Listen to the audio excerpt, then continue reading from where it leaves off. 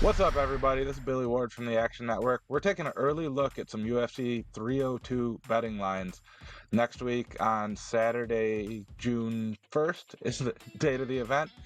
Starting with the main event between Dustin Poirier and Islam Makhachev. Kind of an interesting one. You know, the UFC originally offered this to Arman Tsarukyan. He didn't feel like he'd be ready in time. Makhachev has sat out for a little while. Only defended his lightweight belt against Alexander Volkanovski. This will be his first real test against a 155er. If I'm making a bet on this early, I like Dustin Poirier. He's still plus 425 at DraftKings. Everywhere else is plus 400 or lower. This isn't really me analyzing the fight, but I do think there's going to be a lot of casual interest and fans coming in who really are betting with their heart on Dustin Poirier. So it's a pretty easy way to scoop up some CLV. The line might move enough that we could even arbitrage that. Other than that, I like the cardio for Dustin Poirier. We've seen him do really well down the stretch. Makhachev kind of faded in the first fight with Volkanovski. And the submission threat from Dustin Poirier is always an issue. I am hoping he does not jump a guillotine against a Dagestani wrestler, but who knows? He might get one. He's got really good submissions off his back. A little bit of an interesting challenge for Islam Makhachev. Now moving on to the prelims. Another fight I'm really looking forward to, Roman Kopylov versus Cesar Almeida. Cesar Almeida is the next kickboxing prospect to make the jump over to the UFC. Kopylov also primarily known for his striking. I'm going with Kopylov at minus 122 on DraftKings. That's another one where it's a little bit off the rest of the market, so we're getting a better price. Kopylov is known for his striking, and he might win a striking matchup here. He's taller, longer, left-handed, presents some challenge.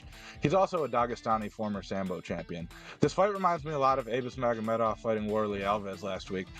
Just like Kopylov, he's known more for his striking, but obviously that wrestling was there, and he really turned it on and just dominated this fight on the ground. That's what I expect to happen here, where Kopylov might try it on the feet, but if it doesn't go well, he can shoot for takedowns, kind of have that easy button in his pocket.